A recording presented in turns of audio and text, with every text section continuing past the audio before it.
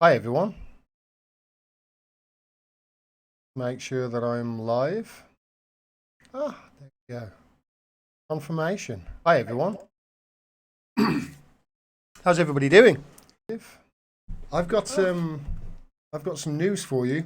Obviously we know that Italy is in lockdown at the moment. Italy have had the most deaths, have overpassed China with deaths from the coronavirus.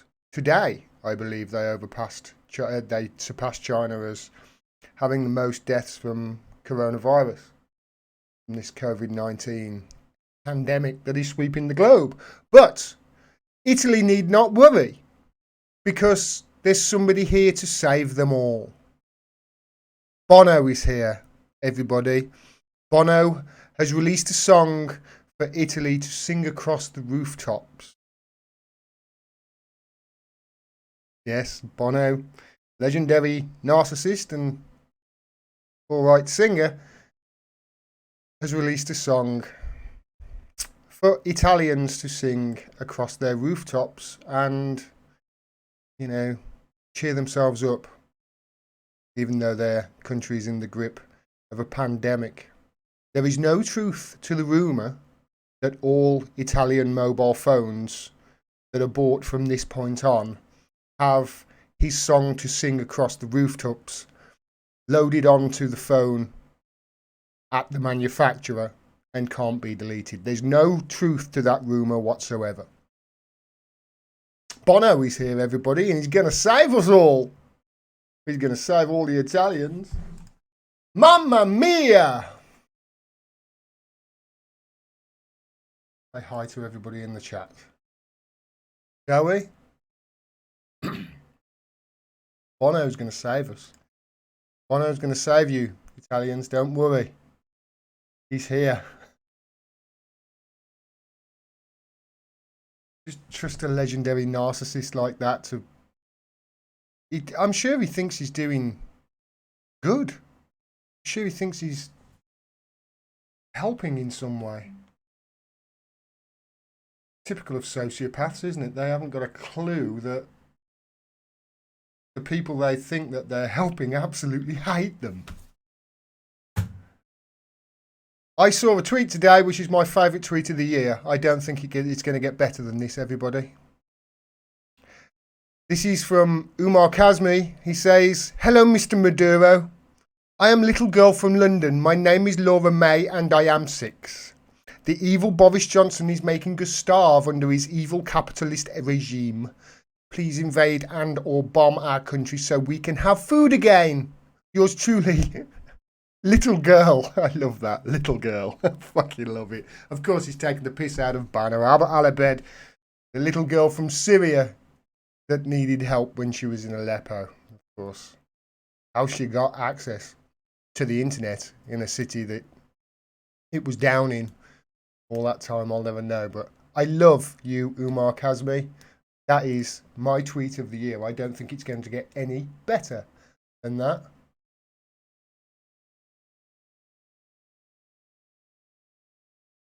Meghan Markle is working hard to save all Brits, says Winnie the Shrew. Oh, I'm so glad. We're saved.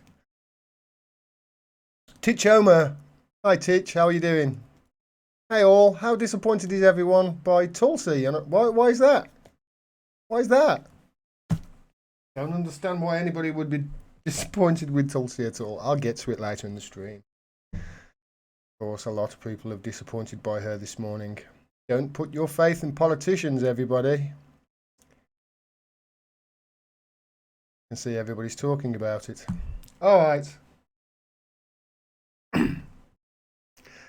Hi, everybody. It's day 79 of the year of the apocalypse.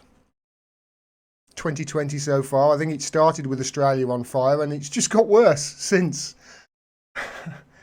This is the current situation we are all in. The coronavirus pandemic is getting worse, and day by day, more and more cases in the world are identified and more people are dying from it. The statistics last time I checked, which was a few hours ago, were around over 230,000 cases of it worldwide. Of course, that's just the people that we know have been tested. If there's 230 cases, there's millions upon millions.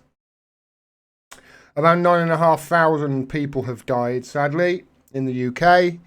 They're saying that there's 2,600 cases and 137 deaths. The herd mentality that the government originally had, which was going to be the way they were going to combat this virus, and they were just going to let people get it. Well, they walked that back once they realised, people can get it again. Wasn't so great, was it? People can get it again, so which means the most vulnerable, obviously, would. There's a chance that, isn't it? When people think when people have had it, they could infect people months and months later by getting it again. You see the point I'm making. Their herd mentality, the strategy that they were going to employ going forward. They've walked back on that, and now they're doing what it seems everybody was said that they wanted to do, or that should be being done from the very start. I went to a coronavirus testing facility in the week. Bear me a second to see.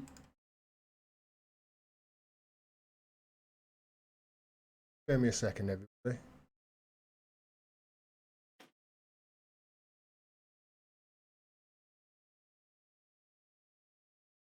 Because a coronavirus, excuse me. Hi, everybody.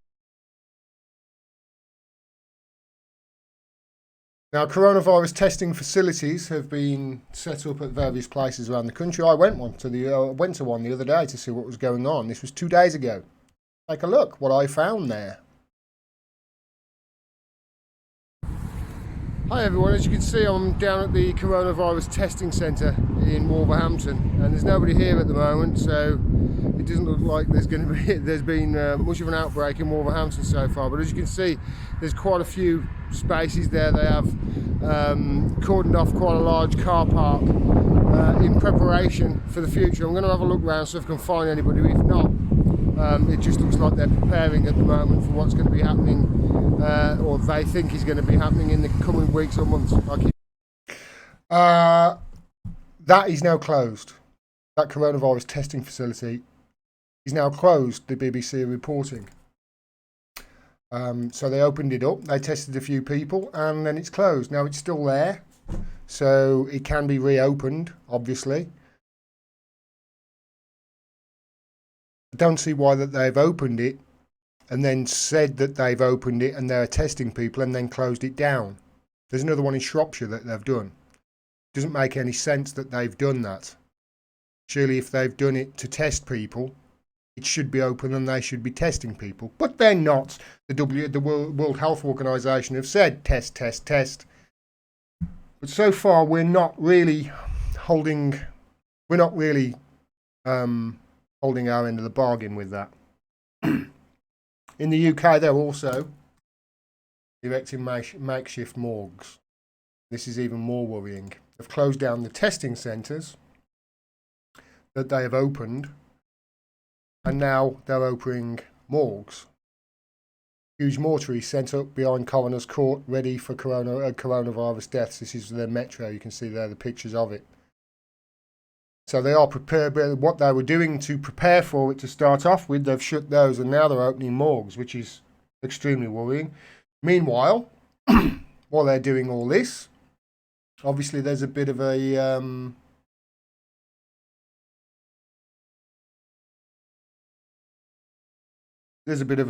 shortage of hospital beds, and at the moment, I found out that we're at the moment where the NHS the government rather, are paying private hospitals £2.5 million per day for beds.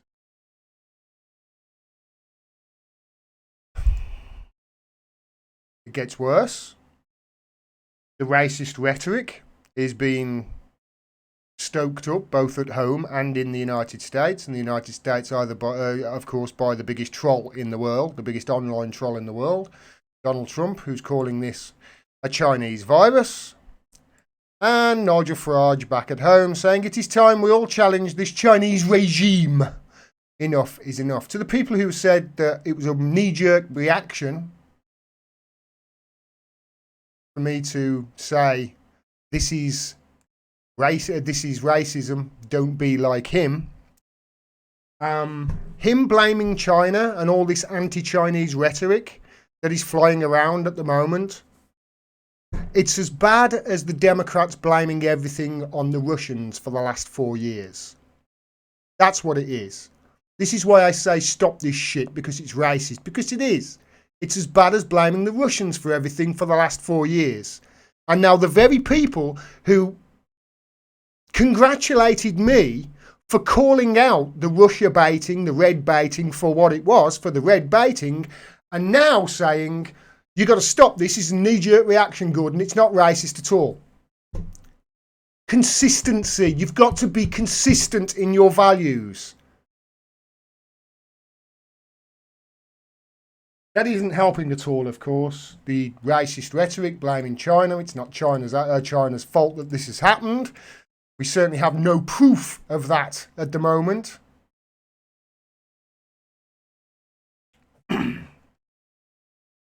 The United Kingdom, obviously because this is a big problem for companies and for people who are expecting wages, etc. The United Kingdom government have launched a £330 billion stimulus package, loan, in other words, for businesses that they can get loans from. Universal credit appointments have been cancelled for the next couple of months, so hopefully the people on universal credit will still be getting their pittance of a, and hopefully there's some people who are sanctioned who actually, those sanctions are going to stop. I mean, all these things I haven't heard anything on yet, but all these things have obviously got to be addressed. The rich, meanwhile, telling people to fuck off on Twitter, like Alan Sugar, when somebody asked him to help. Put your hand in your pocket, he told them to fuck off. Either that or they're locking themselves up in bunkers, in their super rich bunkers, with swimming pools in, etc., and their own doctor. That's how the rich are coping with this pandemic. I suggest we turf the rich out of those bunkers, keep their doctors in there, and put all the elderly in there, and the people who are vulnerable, underlying health conditions, put all them in there, lock it up so the pandemic can't get at them until we've got some sort of cure, some sort of vaccine. What I suggest. Kick the bastards out of their bunkers. It shows how selfish they are. Meanwhile, people who are self-employed up and down the country are obviously losing money. They've got no money coming in because they can't work. There's around 2 million people in what they call the culture industry in this country. So, people like artists and comedians, etc. All these people can't work now. Not all of them are mega rich working for the BBC. Most of them are month to month like you and me. They've got no income now and no way of making money. The employed, well, obviously there's people in food banks. There's a food bank use has got up. The employed are having a tough time as well, because as you can see here from my mate Naylor, hey Bill's Restaurant, thanks for firing your staff. My housemate and 8 others from your Covent Garden restaurant yesterday. We're boycotting your restaurant from now on, along with other businesses which hurt their workers during this crisis. The government has said to businesses, don't fire people during this crisis. Don't do that. Up and down the country, it's happening left, right and centre. So what the government and what the state are going to do to protect people who are losing their livelihoods during this time, well, the jury's out on that. They're certainly falling down on what they should be doing right now. And they're certainly not working quick enough, if you ask me. Some people, of course, while all this is going on, don't believe any of it. They're calling it a hoax. If you go to any channel, You know, any of the live channels with coronavirus, just look at the chat. People don't believe it. They don't believe it. They say that this is a hoax and it's all stage managed and it's stage managed and they're going to crash things, etc., etc. I don't blame them for them saying that this is a hoax. I really don't blame them. I don't blame them for not believing anything that the government are telling them on this, because let's face it, it's the boy who cried wolf scenario, isn't it? You know, these same people now who are telling us that there's a pandemic and our lives are at risk, these are the same people that have been telling us that Assad gassed his own people in Duma just on the verge of winning the war against the, quote, moderate rebels, i.e. terrorists that we arm and fund. These are the same people that, you know, have been telling us that Venezuela actually is a dictatorship and they haven't got free and fair elections, when actually their elections are among the best in the world and unriggable. And that's according to President Jimmy Carter. These people, of course, have been told, you know, go back a little bit further, shall we? They were told that Iraq had weapons of mass destruction that could kill us all in 45 minutes' notice. Do you remember that? That's what the media said. They knew that was bollocks, so why would they think that the coronavirus scare isn't bollocks too? Go back even further if you want, 9/11. We all know the official line on 9/11 was bullshit. We know this. Just look at Tower 7, for Christ's sake, and look at the BBC's excuse, ridiculous excuse, for announcing that it had fell 30 minutes before it actually fell. Then you've got the Epstein scandal. We know that they're lying about Epstein, and we know they're doing everything to try and cover it up and cover up for their rich friends, for their elite friends.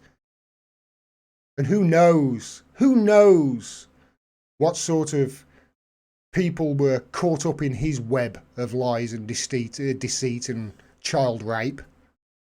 Maybe even members of the royal family were caught up in it. At least that's the general consensus. We were like these same people, of course, these same people who are saying fake, it's all fake now. They were lied constantly about Jimmy Savile. You remember? All going back all those years, the BBC lied to him. Said, no, Jimmy. They knew all along he was a fucking paedophile and a monster, and they kept it under wraps. They didn't talk about it. They defended him. So is it any wonder when people have been lied to their entire lives by the ruling elite that they now, when it's really needed for them to listen and take heed of warnings, that they don't?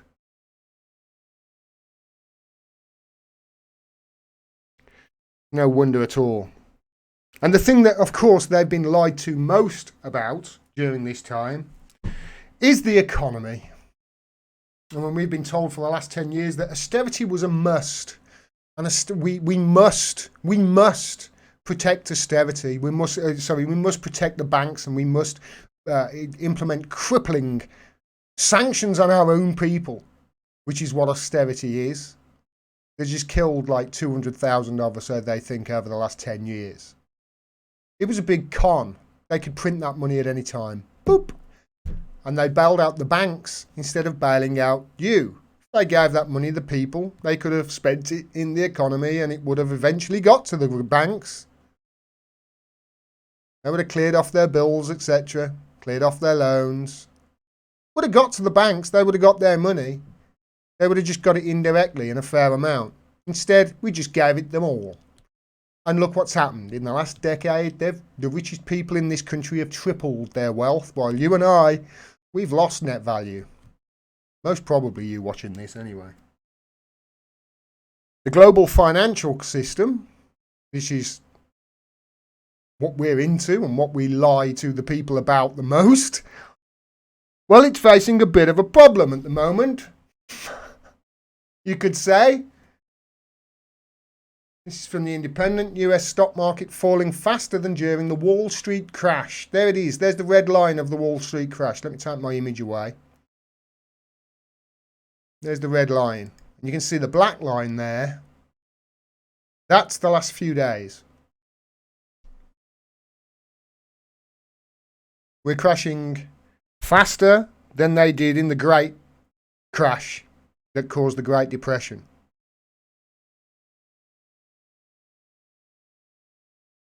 It's like having, I'm trying to explain, I tried to explain it to somebody today, that why this is so bad. First of all, it's worse than 2008. It's worse than 1929 so far, which is the Great Economic Depression. But the thing is, it's worse than that, because in the 1929 depression, what is actually making it worse now is that we've got a global pandemic. You know, no businesses can make money. The economy isn't moving. It's like having the 1929 crash right in the middle of World War II, when companies are obviously shut down and the money isn't circulating in the economy. So they've got a situation right now where everything is failing. All the all of the fake organisations that are propping the, or fake constructs that are propping this world up, are falling and failing. And while all this is happening, hegemony and imperialism and fascism carries on. This is from the Washington Post. While coronavirus ravages Iran, the United States sanctions squeeze it. Putting more sanctions on Iran, look. Iran has been hit hard by the novel coronavirus and things may get far worse. On Tuesday, a state television reporter, who is also a medical doctor, warned that the death toll could be in the millions as worshippers forced their way into 2 Shiite shrines closed by the outbreak. That's not idle speculation. The death toll in Iran from COVID-19 infections surged past 1,000 on Wednesday after the largest single-day rise in the number of deaths since Iran's outbreak began. Deutsche Welle reported this week that researchers at Sharif University of Technology in Tehran created a computer simulator to analyse scenarios. So they're in a situation where they're being hit really hard because of sanctions on them, which means they can't get medical supplies, and then in the middle of it all, piling more sanctions on them. We should be pausing everything right now. Everything should be stopped. Sanctions, war, everything. Instead, they're piling it on.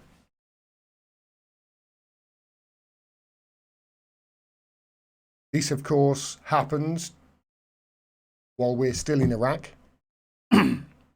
where a UK soldier was just killed, a medic. Still in Iraq. Why are we still there?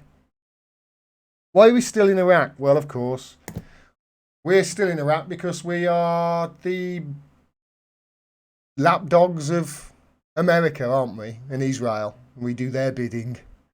We don't do our bidding. We don't do things for our sake anymore. No, we do things for America and Israel. That's who we do things for.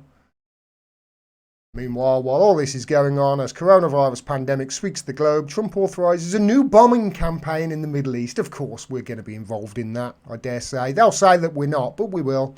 We'll end up, doing the targeting or refueling the planes or doing something, training the pilots. Whenever America are involved in a war, the UK is there, fueling the supply lines and being the puppy dogs that we are, the lapdogs to power. We'll follow them into any war in the UK. It really does make you wonder, what have they got on us?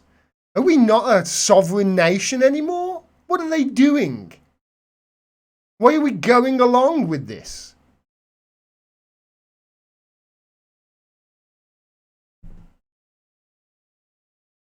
While all this is going on, of course, we're actually faced with a real opportunity. We've got a real opportunity because it's clear to see the thing that's failing right now, the thing that the coronavirus looks like it's killing off, is capitalism. I, for one, will not shed any tears if it goes anytime soon. What we're going to do? Seriously, what we're going to do after this crash? We're going to bail out the banks again. Going to give them a shitload of money for them to make, buy back shares and stocks, etc., and make even more money. Going to crucify the poor and the middle class even more, make them pay for it again, like you did do for the last 10 years.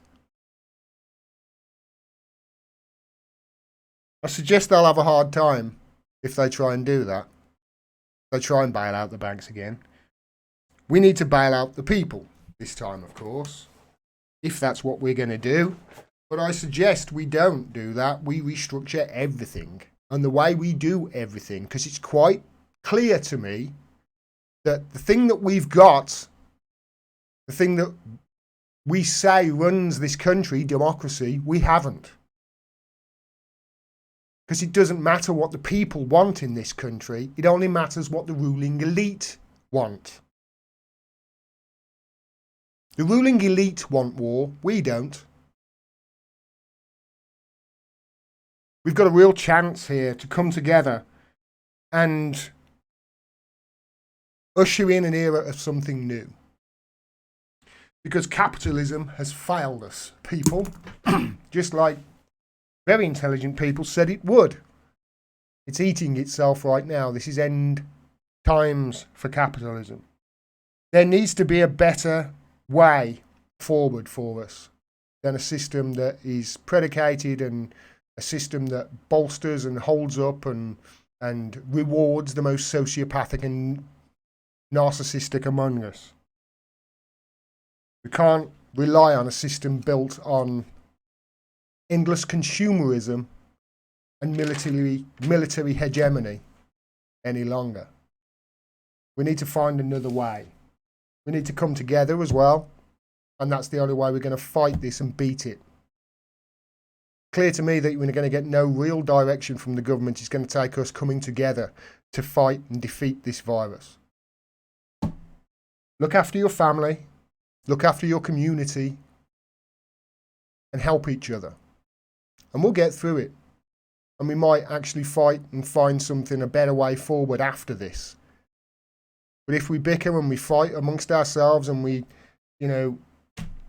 succumb to those people and we follow those people like Nigel Farage and Trump with their racist rhetoric, we're just going to end up making the same mistakes as we have done before and end up giving all the power to people who don't give a fuck about you. Look after your family and friends, everybody. Look after your community. Go out, send a letter to everybody, post a letter to your neighbours if you can. Saying if they need anything, give them your number or your knock on the door, help. That's the way we're going to come together and defeat this.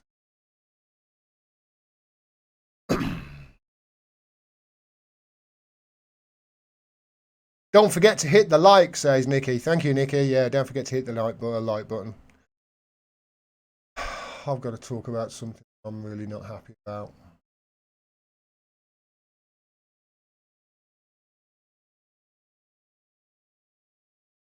Tulsi Gabbard suspended her campaign. I said this day 79 of the 2020 year of the stupid. I'm going to play this so you can listen to it in all its glory.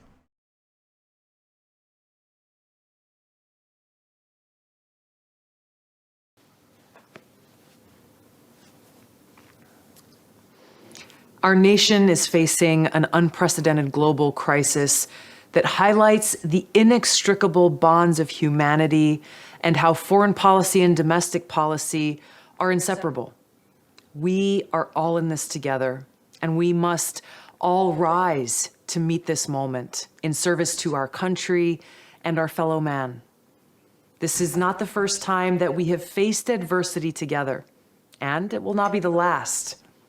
After the terrorist attack by Al-Qaeda on our country on 9/11, we stood together as Americans, motivated to serve, marshaling our forces to defeat our common enemy. I and so many Americans all across this country enlisted in the military to do just that. Likewise, today, as Americans and all of humanity, we face a common enemy. It is once again time as Americans and as neighbors in this global community that we stand together once again and work hand in hand to defeat this new enemy, the coronavirus. Throughout my life and throughout this campaign, my motivation has been to serve God, our country, and the American people as best I can. I feel that the best way that I can be of service at this time is to continue to work for the health and well-being of the people of Hawaii and our country in Congress, and to stand ready to serve in uniform should the Hawaii National Guard be activated. Now, after Tuesday's election, it's clear that Democratic primary voters have chosen Vice President Joe Biden to be the person who will take on President Trump in the general election. I know Vice President Biden and his wife, and I'm grateful to have called his son, Beau, a friend who also served in the National Guard. Now, although I may not agree with the Vice President on every issue, I know that he has a good heart, and he's motivated by his love for our country and the American people. I'm confident that he will lead our country guided by the spirit of aloha, respect, and compassion, and thus help heal the divisiveness that has been tearing our country apart. So today, I'm suspending my presidential campaign and offering my full support to Vice President Joe Biden in his quest to bring our country together.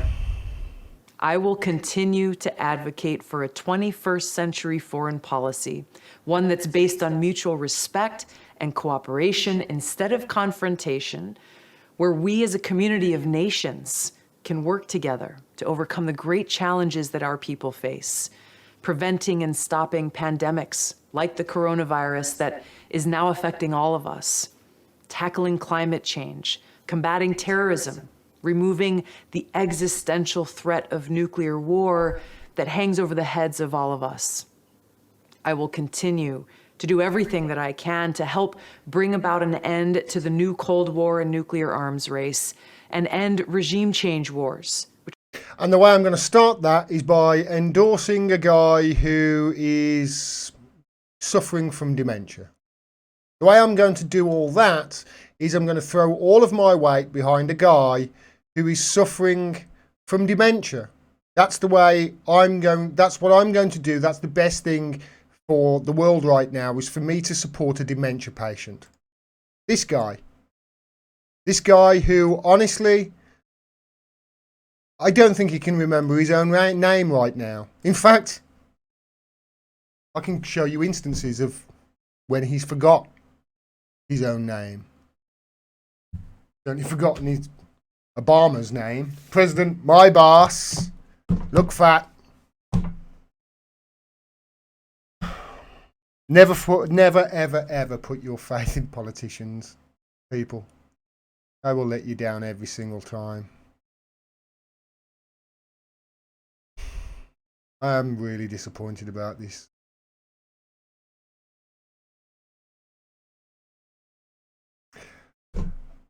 People have been pointing this out though on Twitter. Since Tulsi endorsed Biden, it's clear that Biden is the Kremlin's candidate now.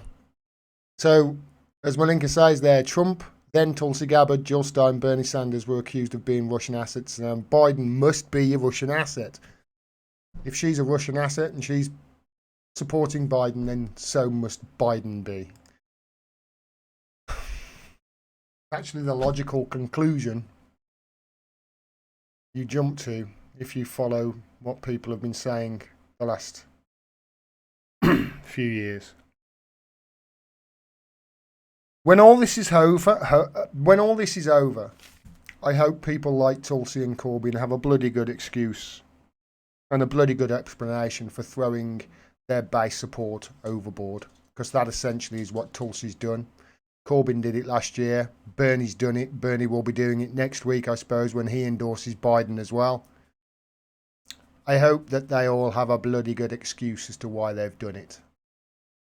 Because right now, just look at my chat. People are not happy with her throwing her support behind Joe Biden. She hasn't endorsed him. People are saying she's just, as you heard there, supporting him.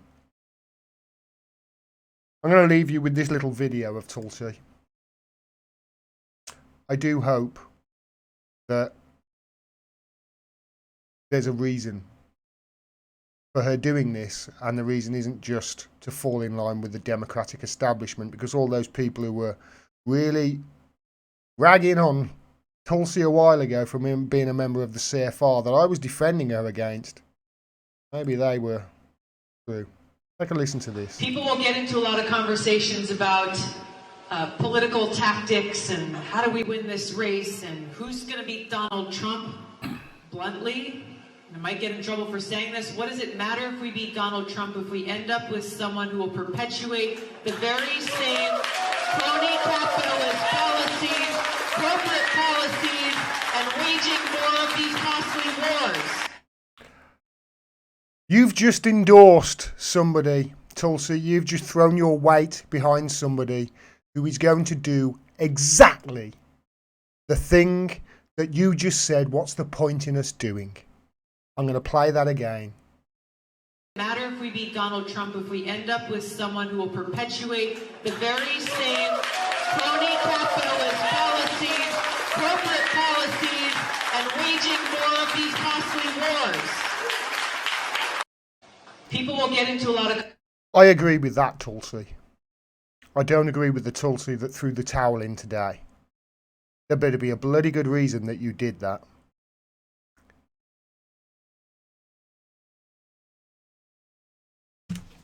So disappointing.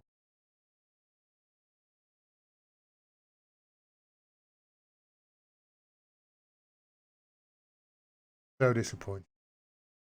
I think that's it for me tonight, everybody. Let's just jump into the chat and say hi to everyone.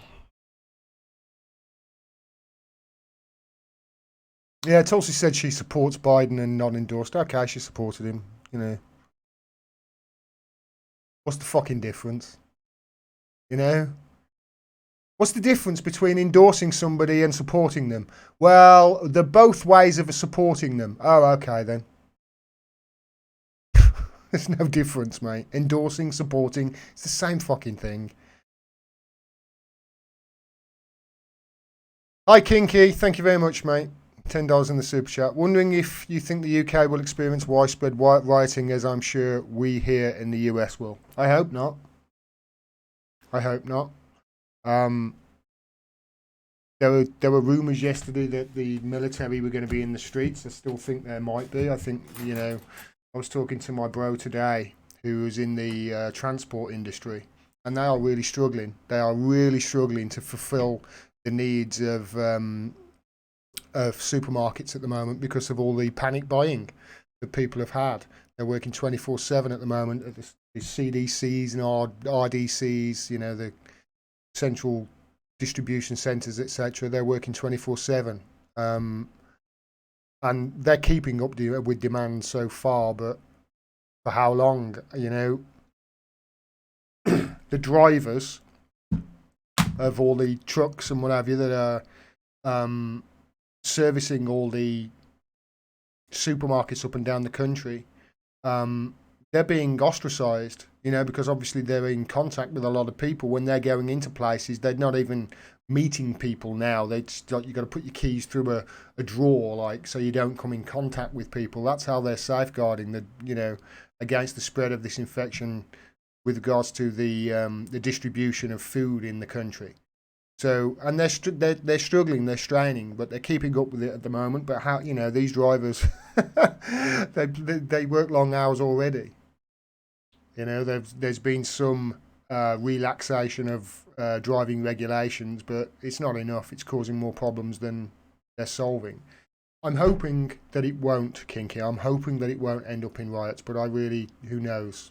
You know, like I say, they've built a rod for their own back here by lying to people so much because people don't believe a fucking word they say anymore. And I get it. This is the boy who cried wolf scenario. Nobody believes the government and the media when they tell them to do something or when they tell them that there's a crisis anymore, because they've been lying to them constantly about so-called imaginary crises ever since I can fucking remember. My whole life, the media and the government have been lying to us. My whole life. Liars. The lot of them. Is it any wonder people don't believe them now?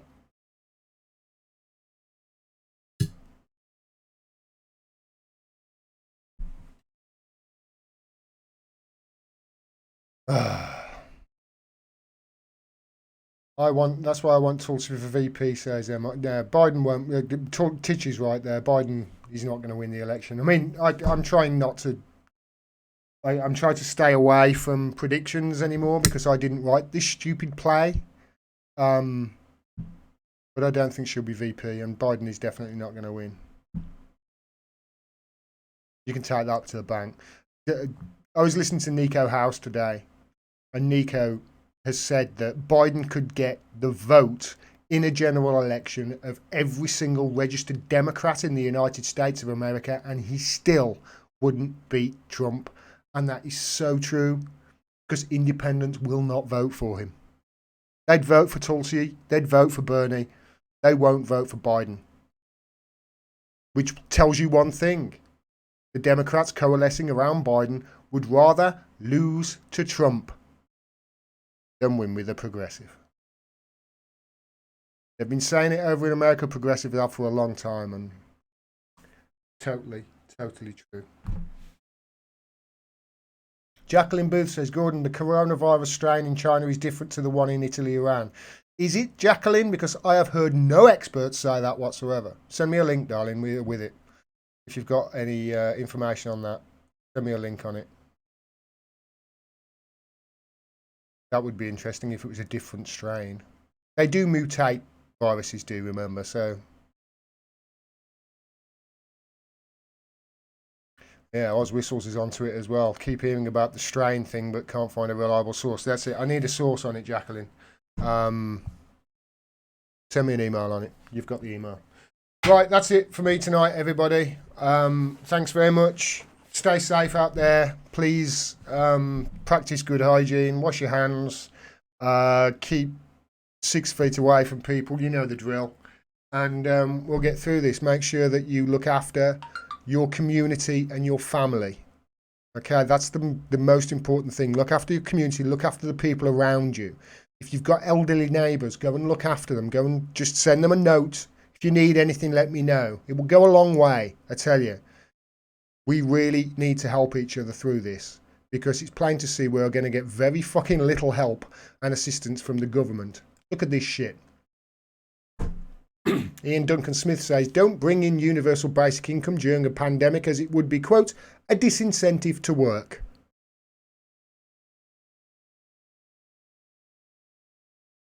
These people don't give a fuck about you. This is somebody who has been an elected politician his whole life, and he looks at you with disdain like you are vermin.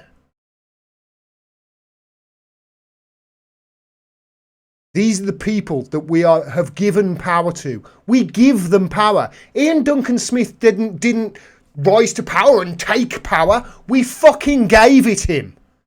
We gave him power. For him to then say it's an incentive, it's a disincentive to work for you getting a UBI. We are giving these narcissistic, sociopathic motherfuckers the power. Why are we doing it?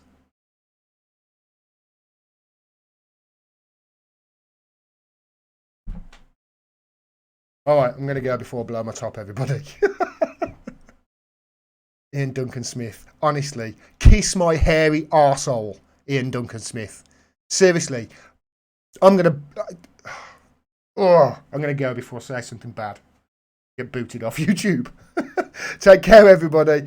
I love you all. I'll be around again tomorrow, no doubt. I'm going to try and set up some interviews over Skype over the next few weeks, and try and keep you all entertained and informed on this pandemic as it unfolds. Stay safe, everybody. I love you all. Thanks to everybody for the support you've been sending me. I know things are difficult. You know, things are obviously difficult for me as well. I get it.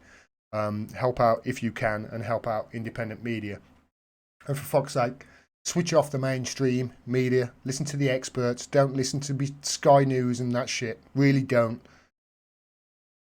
They'll just try and keep you divided and blaming each other for the problems while they take your rights away. I know this because that's what they've done my entire life. And they will take advantage of a crisis to try and consolidate more power and to fuck you over even more. So stay vigilant. All right, everybody. Thanks very much. I'll talk to you tomorrow. Take care.